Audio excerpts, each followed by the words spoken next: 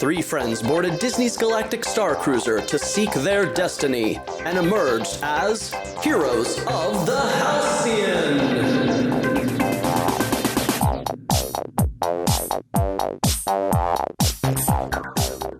Great sons, everyone, and welcome to another episode of Heroes of the Halcyon, the best, and to our knowledge, the only Starcruiser Superfan podcast on the interwebs. I am Starcruiser Superfan Martin, and with me, as always, are... Superfan Christine. And Superfan Drew. We've got a really fun episode this week. Drew, can you tell us all about our special guest? We got to talk to Mike Ehmcke of Wookiee Radio. Mike was kind enough to invite us to be on the podcast, his podcast, several weeks ago. And when we were talking about Starcruiser and talking about we discovered that Mike actually was a technician on the opening crew. In fact, he was a technician helping our voyage when we were there in early March. And we immediately said, well, Mike, I don't know what you can or can't talk about, but we would love to talk to you more about the Starcruiser on our podcast. And he was kind enough to join us, so take it away, Mike. Okay, well, let's start this party off like we always do. What is your earliest Star Wars memory, Mike? Earliest Star Wars memory is actually going to the drive-in movie theater in 1977. It was a double feature, Star Wars followed by Star Wars. According to my parents, I was up both showings. So, I mean, I remember vividly both showings. I did not realize it was that late that as a 6-year-old at the time, when it's a movie like this, it's something I stayed up to watch. What kind of car were you in for that drive-through? It was a Ford station wagon. Oh, nice. We may have to explain to some listeners what a drive-in is. and probably what a station wagon is, too, yeah. So what currently is your favorite Star Wars medium? Whether it's movies or TV or comics or books? Yes. Good answer. Nice. Being a podcaster, I get the luxury of being able to get preview copies of books and audiobooks. Of course, I just got the new Princess and Scoundrel book and audiobook. So that's my next hit. So yeah, I still got to get through Brotherhood. I still got Shadow of the Sith to read. So I got those 3 books, which with the procedure I'm about to have, I'm probably just going to sit down and go audiobook for a while. Comics, really huge on the Dr. Aphra title. Always have been since she was introduced. Bounty Hunters is also another one that I am enjoying. Obviously, Halcyon Legacy just wrapped with it. So I have all 5 digital. What'd you think of the actual storyline for Halcyon Legacy? I'm loving it. It's very similar to the Galaxy's Edge mini, where, it's a different tale from a different era.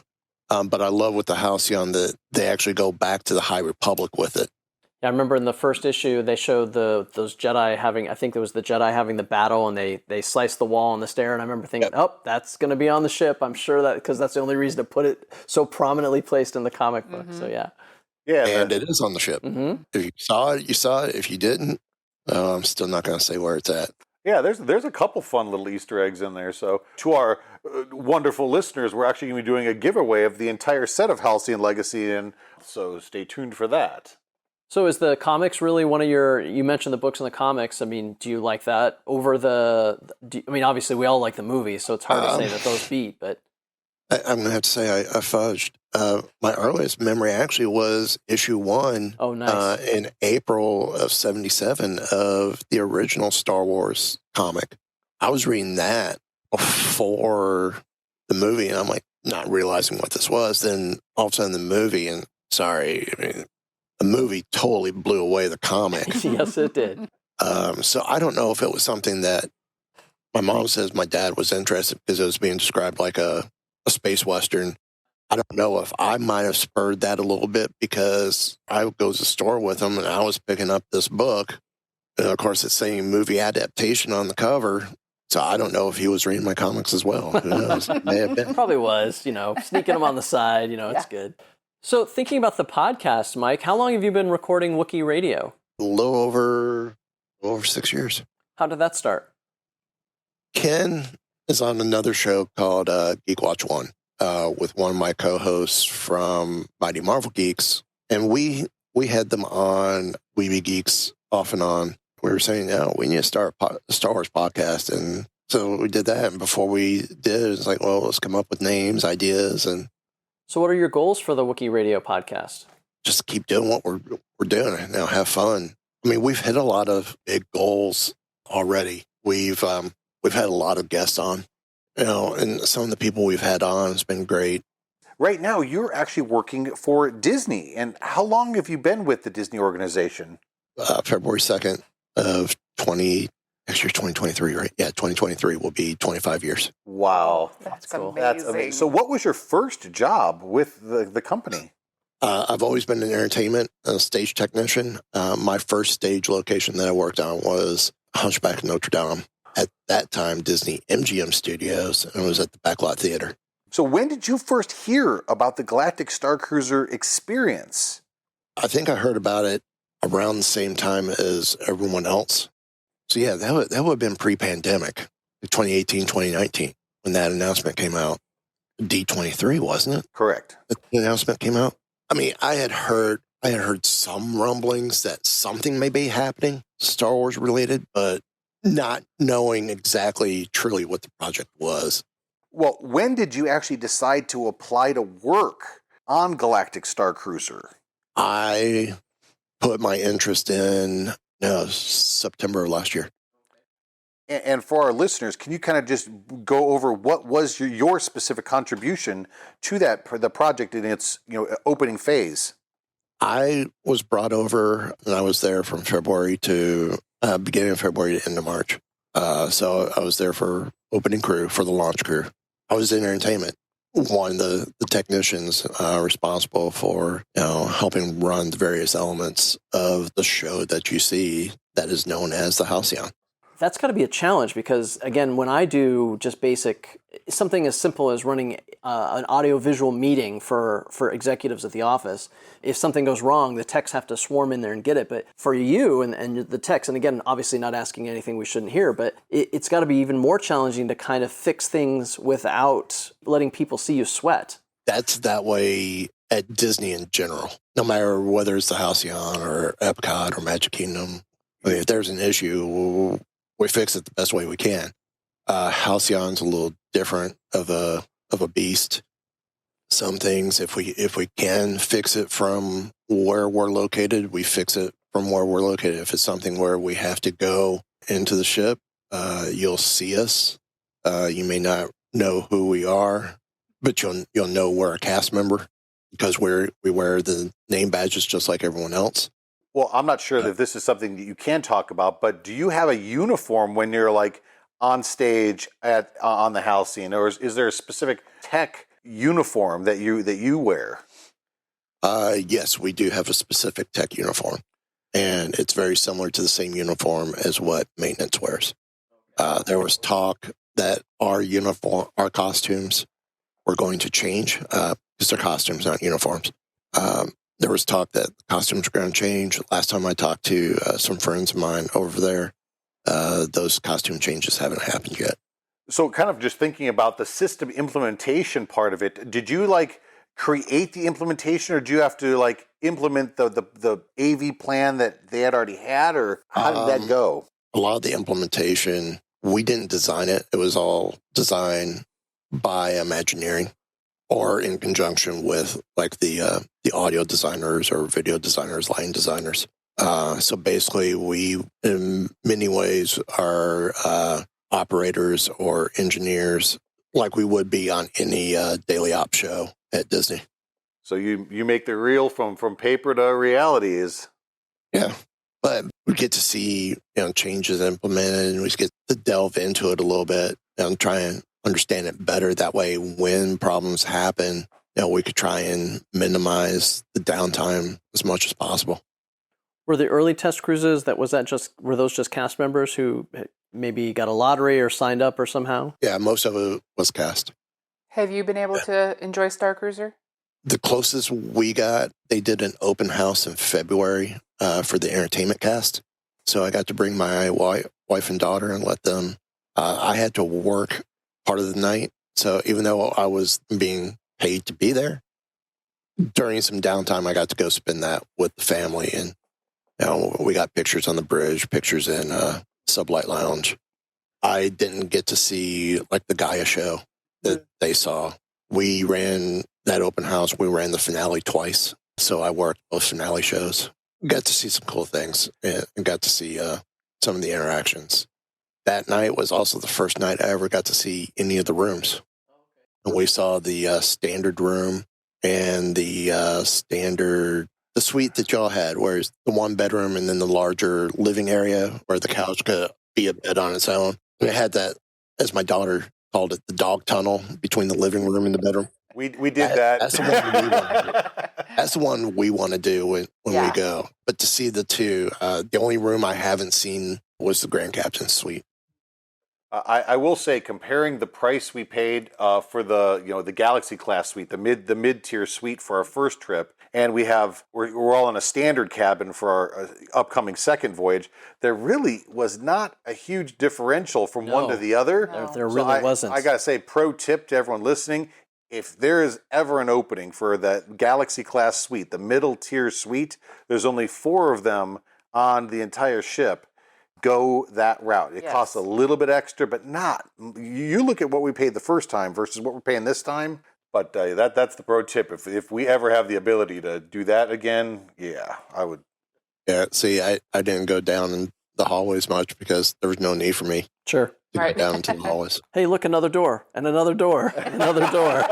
Well, there was nothing entertainment down that area. It's all sleeping area, so. Okay, so let's go back to your time in Sublight Lounge. Were you able to enjoy some of the food and drinks that they offer? Nope. Oh, no, that's too bad. They were not running Sublight Lounge for us night of the open house. I got there after they did all the various tastings. So I never got to enjoy offerings from Sublight Lounge or from the Crown of Corellia. Have you gotten to see any of the pieces of the story? Meaning, have you gotten to see any of the characters in action? Have you gotten to interact with them? Yeah. Do you have a favorite storyline or a favorite character? Not actor, but character.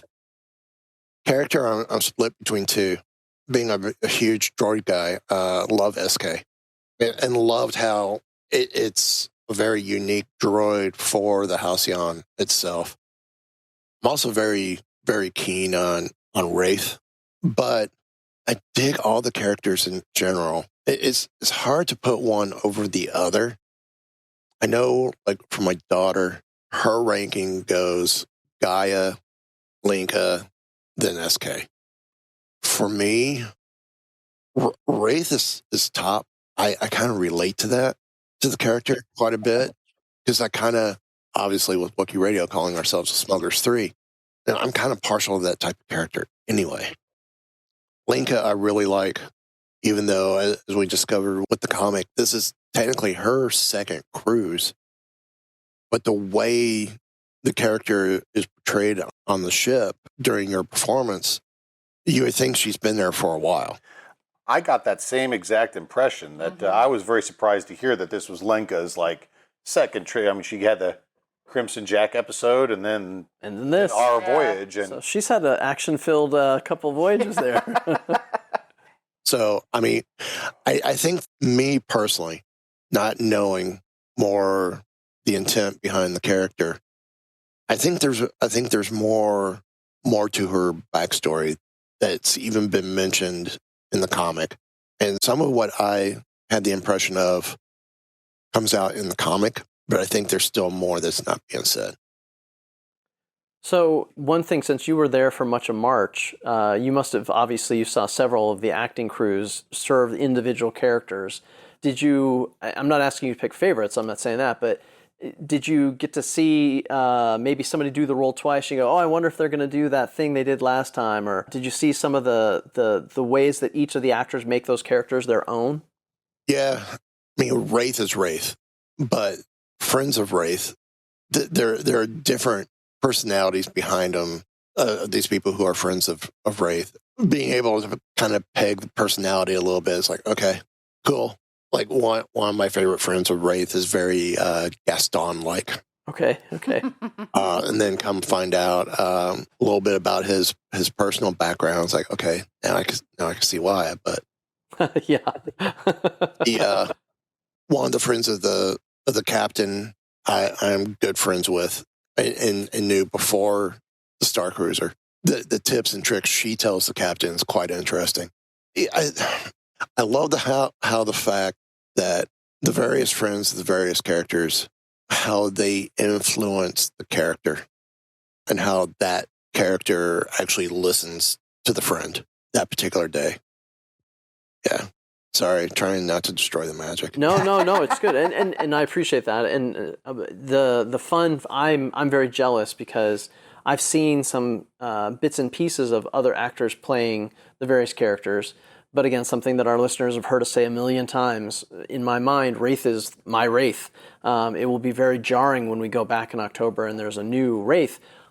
But I'm very excited to see how that actor takes that character and makes it their own. Yes. And spins a little bit different, things to it. So, but in the back of my heart, I'm always thinking like, well, that guy did good, but he was no our Wraith.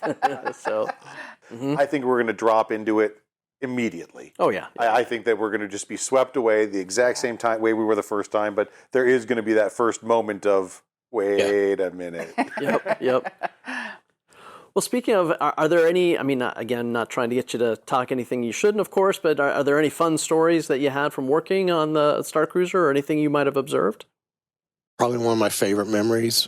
I was probably 2 weeks in, maybe 3, but I was there the day Oscar Isaac did his filming. Cool. And to see him come off the elevator, look around, like, oh my God. And this is a guy who was on the movie sets. So for him to go, okay, and almost being, and it looked like he was almost in tears because he was so overwhelmed because of just, I think for me, that said, okay, yeah, we did this right. Yeah, we did it right. Do you have any, what's next for you, Mike? I know you got some good stuff ahead, but any projects on the horizon that you're looking forward to? Being back at Epcot, I got to do a little bit of the Garden Rock series. Before I left for the Starcruiser, I was involved with the Disney on Broadway series. When I found out I was going to the Starcruiser, I was working on the return of Candlelight back to Epcot, the Candlelight Processional. So when I get back, I should be helping wrap up the Eat to the Beat series at American Gardens Theater, or what we call AmGard, or working any of the other daily op stages there at Epcot. And I'm hoping with the holidays that I'm back involved with Candlelight Processional again. And then, of course, after the first of the year, involved with the Broadway series. I've always wanted the Candlelight Processional is on my list. That's something I want to see someday. I'm afraid of the parks at the holiday season. That's my only fear. They're magic. Yeah. Oh, is it pretty cool? Have you ever gone down to Florida to any of those? Not in Florida. We've done land several times during the holidays, and it's just spectacular. Yeah. The world's just got to be that plussed up. Sure. Yeah. It's big. So, just as a theme park fan, what is your not as a Disney employee? What's your favorite Disney World park? Studios. Well, you've got a lot of memories there, I imagine. I was only there 18 months. Oh, okay. But then I also spent a summer there when they first started Global Tex. I spent a summer back at mainly doing Voyages of the Little Mermaid for the summer, which was fine because it was a hot summer that year and I got to be indoors all day. So I'm like, sure, indoors, air conditioning. If you want me, twist my arm. It's more until 2019. I would have said Animal Kingdom was my favorite part. How I got hired was to help backfill people who were transferred over to Animal Kingdom and help start up the entertainment department for the various shows there. So I remember seeing Animal Kingdom. Now it's where the Kavi River ride is in Pandora that used to be Festival of the Lion King. I remember my wife and I, during cast previews, we're going in to go see the show. We're seeing cranes drop in trees right around that area. I'm like, okay, cool. But I would go on days off and just grab a couple sodas, sit on a bench, and just soak it all in. It's comforting part. Now, like last night, we got to do what's called Cast Iridescent evenings. And basically, it was a party available to the cast members. We chose studios, and our event was last night. I was joking with my wife as we're going from over by Muppets through that tunnel. As soon as we cross through, I'm home. Yeah. I mean, for my 50th birthday, I spent all day there. And that's when I finally got to ride Rise of Resistance for the first time. It was on my 50th birthday. Oh, that's great. Rise of the Resistance is just such not only a technological marvel, but just a story. I mean, there's no ride. I do have to give a lot of love over to that Avatar Flights of Passage over at Animal Kingdom. That is a breathtaking attraction. To me, that's a scaled down version of Soarin', though. To me, it is too. Yeah, Martin, I've had this conversation as well. It transported me. I love that. But Rise of the Resistance is so above and beyond anything anywhere. Figure there's 4 different ride systems involved in that ride. It's something else. I mean, in 18-minute total, attraction time. I mean, that's just unheard of. And the next time we go in October, we'll have a cute little badge. We'll have a little badge. Gets us in the cool kids line. Yeah, just to walk right in. Exactly. That's right. That'd be nice. That's right. That'll be nice. Well, Mike, if people wanted to find you on the interwebs, where would they find you? Well, Star Wars related wise, they could find me at Wookiee Radio on Instagram, Twitter, and on Facebook. If you want to email me, feel free to email me at weebegeekspc@gmail.com. Or you could email the show at wookieeradio@gmail.com. I also run 2 other shows, We Be Geeks, which is a general pop culture show, and Mighty Marvel Geeks, which is a Marvel show. It's been so much fun just meeting you, and thank you so much. Oh, sorry. Thank you, guys. Well, thanks so much for taking the time to talk with us, Mike. It's always so much fun to actually get to speak with cast members and folks that have actually had experience on Galactic Starcruiser. Can you imagine when we were doing, when we went on the Starcruiser in March, or when we were talking about doing this back in January, that we would have gotten to talk to people that have actually seen the behind-the-scenes stuff? How crazy is that? And that were there working the day we were there. I mean... Yeah, and it was super cool to hear some of the perspective that he had with respect to some of the technical challenges that they had and how the technicians might interact with guests if there's problems. Just what a great opportunity that was. So, Christine, if people wanted to find us on the web, where would they do so? We are on Twitter at Halcyon_Heroes, on Instagram at Heroes of the Halcyon, our brand spanking new website at heroesofthehalcyon.com, and you can always email us at heroesofthehalcyon@gmail.com. Well, it's always fun to shoot the poodoo with all the Starcruiser superfans out there. So until next episode, it's our honor. Let's raise our glasses with the Halcyon toast. Tabuite!